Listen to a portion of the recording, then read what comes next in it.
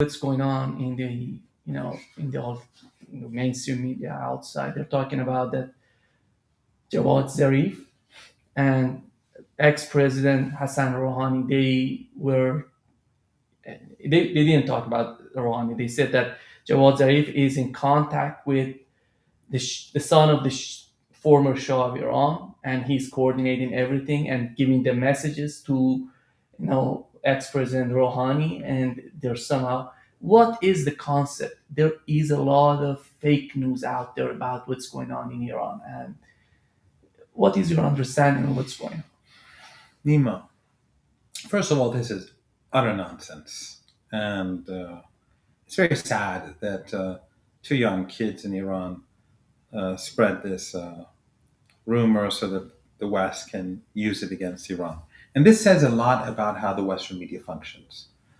They will take something and uh, expand on it if it's against Iran. So nothing happened to anyone. Dr. Zarif is at the University of Tehran. Uh, I don't know Mr. Rouhani, but anyway, he's doing whatever it is that he does. This is all nonsense.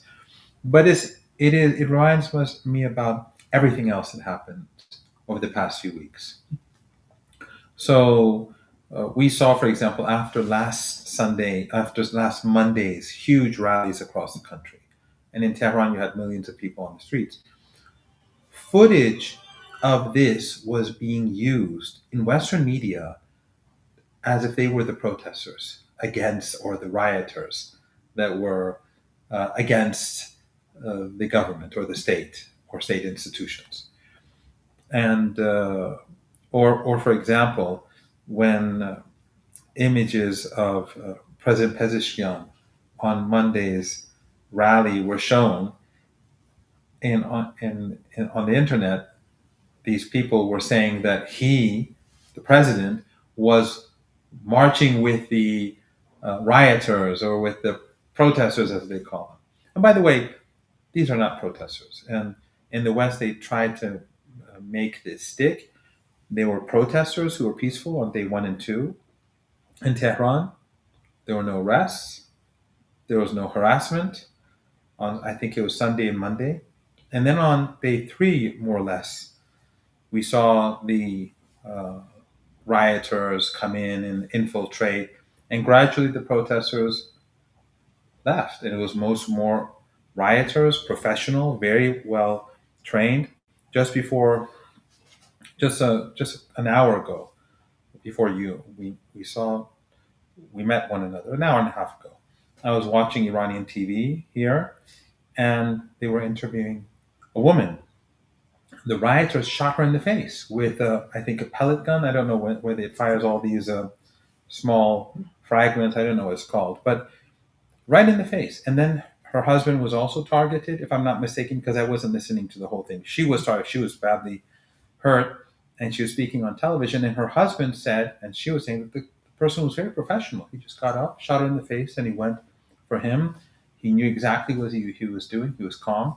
They were gunning down people on the streets.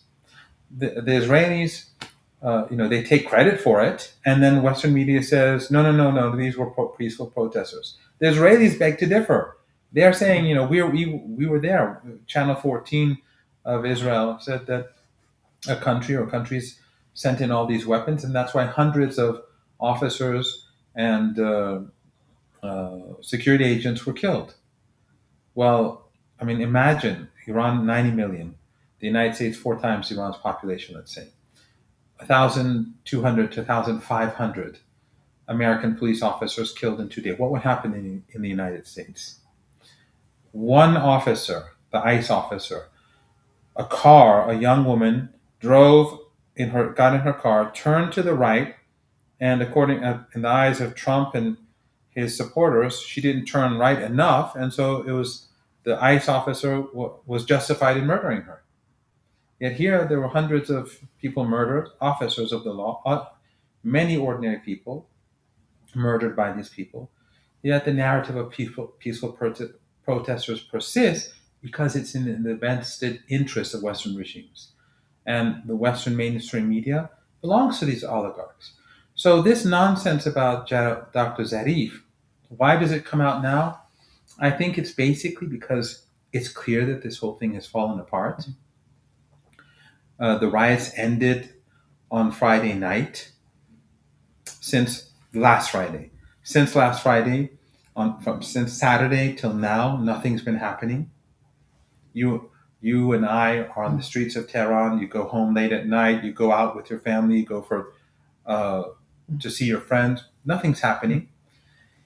And yet the West is constantly talking about riots and online. The bots and the trolls. There are armies of trolls that they have, thousands of them in Albania, and of course the Zionists have their own elsewhere, and the monarchs, the monarchists, and others. They have, their online presence is in the millions, but on the streets they're nowhere to be seen in the real world. So everything is quiet, and people went to the streets in protest against the rioters, huge, massive crowds. It's over. So what do they need? They need to pretend that something is still happening. So they make this up, like Dr. Zarif was in communication with this Pahlavi. No one takes this, and no one takes this guy seriously. I mean, look, let's look at what the American who their tools are in Iran, and see if they can even be popular. I mean, you'll have crazy people in Iran who support Pahlavi, the MEK, separatists, the Wahhabis. They exist, but they're small in numbers compared to the entire country. So you have the MEK. Who are they? When Saddam Hussein invaded the country, they initiated an armed rebellion, and then they went to Iraq and fought for Saddam Hussein against Iran. Are these people going to be popular in Iran? Do they have a popular mandate? Is it possible for traitors to the country during a time of war to be popular? Then you have the Pahlavi and the monarchists. Pahlavi's father stole billions of dollars when he fled the country. His grandfather, both of them, his father and grandfather, were basically agents of empire. They were like, these despots who stole so much money for themselves as the country was in poverty. Iran was not modernizing. Iran was very backward. Most Iranians, when the revolution happened, I think roughly 60%, were illiterate. And the women were even less, had less opportunities. After the revolution, we had universal education. Yeah. Immediately after that revolution. Then this guy, this Pahlavi guy, the king, he goes to Israel. Is that going to make him popular among ordinary Iranians? And then he goes, kisses the wall, and then he calls on Trump and Israel to bomb Iran.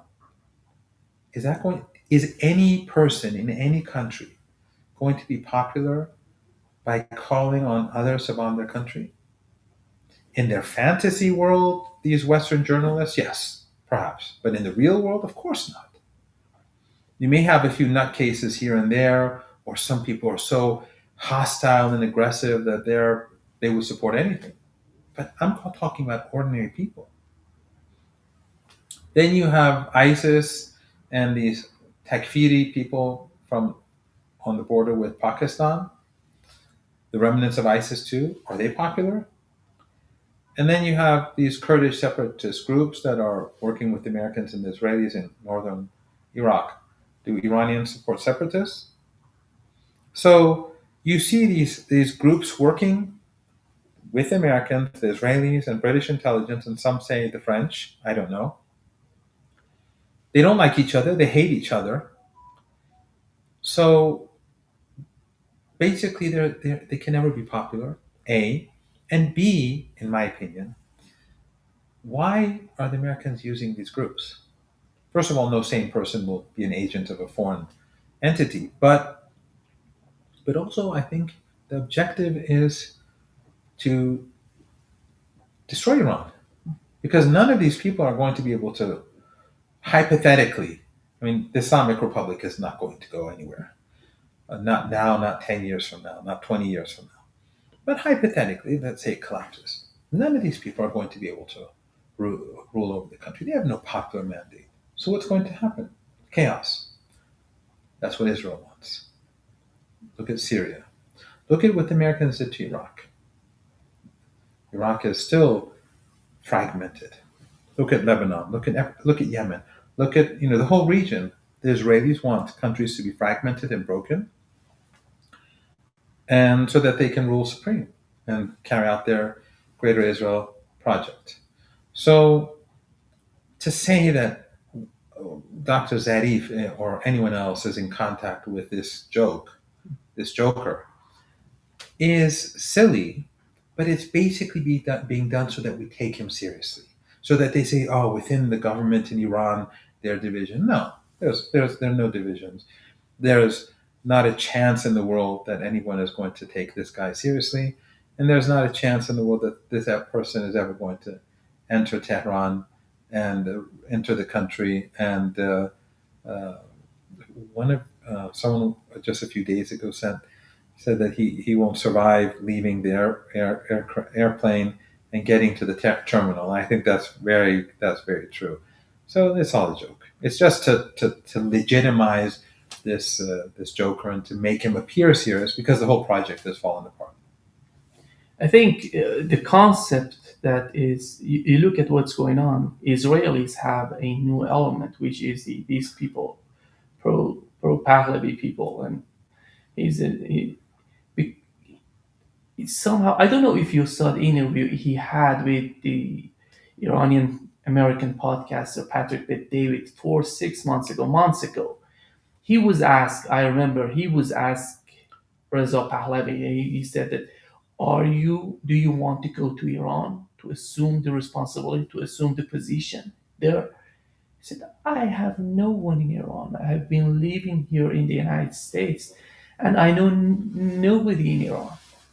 I want to go there to do the transition and come back. He even doesn't know Iran. He doesn't know the society. He doesn't know everything about Iran.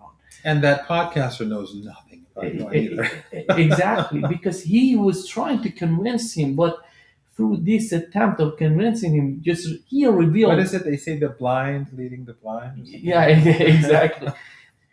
Then you see the same guy right now is being used by Israelis to show, to somehow manipulate the Iranian society to say we are all together, to change, to make a new change in Iran. But how far they would go? How far do you, in your opinion, these people want to go? Because we know that these people are not, they don't know the society, Professor Miley. You know that I came after 12, more than 12 years. I see many things has changed. This guy, he wasn't in Iran since the revolution and he doesn't know anything about Iran. He has no friend here in Iran, and he wants to convince the Americans to attack Iran. The final goal, I think Netanyahu, he's using this tool in the United States. He had an interview on Fox News. He was saying it doesn't matter if the United States can attack Iran or Israel. They have to attack Iran. Yeah, I think it's clear that what his supporters and the advocates of the MEK before, because before it was the MEK that was always pushed, promoted as the representative of the Iranian people, Mariam Rajavi, who heads that cult. And but it didn't work. So now they've created a new figurehead, and that is basically to justify war. They're saying that this guy, he's there, everything is prepared. All we have to do is get him into the country, and he'll leave, which is a joke. It's silly, but it's used to create an environment to justify violence, and this is where you see how effective Western media is uh, in pushing ordinary Americans who are not very well informed about politics. On the one hand, you have the likes of uh, Fox News that are promoting war, but also those liberals who say, no, well, Iran is evil and the regime is evil and they're killing people on the streets. And now there's talk of chemical weapons. Yeah.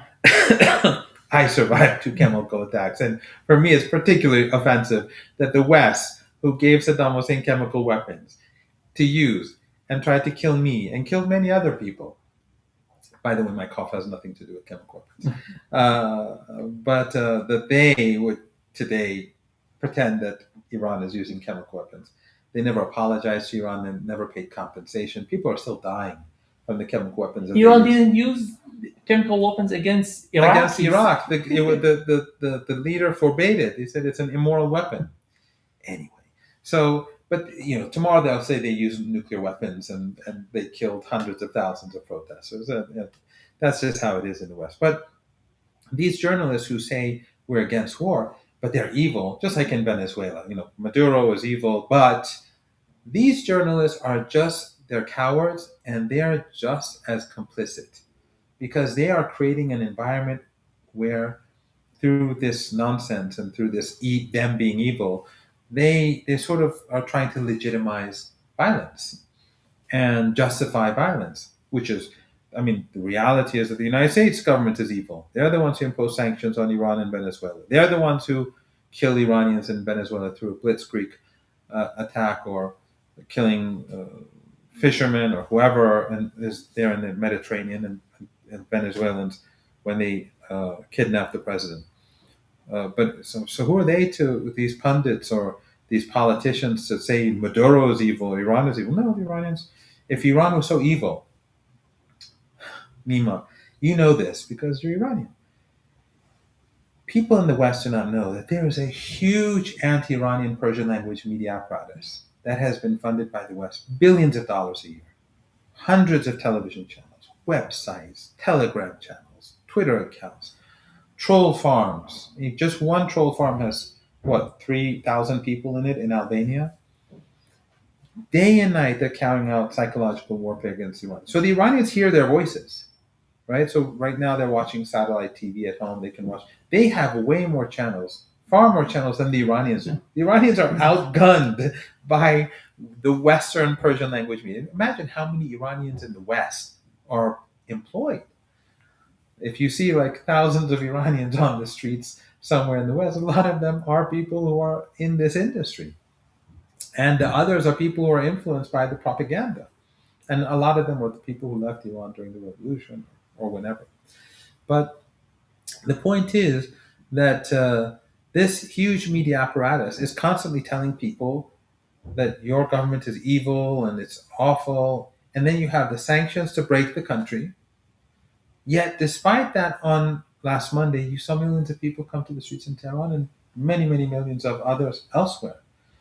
Iranians, they don't come to the streets because they're ill-informed. They can come to the streets because they are politically aware. They see through the propaganda. But many people in the West don't. So these people who oppose war, but who say that, yes, they're evil, they're actually contributing, they're helping violence, they're helping aggression. Whereas no, the only side that is evil is this empire, whose president right now, whose leader right now, whose supreme leader right now, just sent a letter to the head of Norway, the leader of Norway, saying, "Well, now that you didn't give me the Nobel Peace Prize, I'm going to be more violent. I'm going to kill more people." and right now, look at what happened in Syria. U.S. ally, Al Qaeda, attacked another U.S. ally, right? And now they freed all the ISIS prisoners in northeastern Syria, thousands. Whoever freed them were U.S. allies because both sides are U.S. allies. Why were they freed? What is the project? You know, so they don't talk about that in the West. Iran is evil. The Iranians are evil. Now we're hearing people talk about a Holocaust in Iran and tens of thousands of people. I mean, we've seen a Holocaust go on in Gaza for over 2 years, and they never said that. They wouldn't even call it a genocide. And possibly 600,000 people died in Gaza. No one knows the real numbers. But the point is that this is all a media campaign that is being carried out to justify war and creating this fake image of a guy called Pahlavi who can rule is a part of that campaign to say, look, we have the people and the so-called regime is falling apart and so bomb the country. It's time to bomb the country. That's basically it.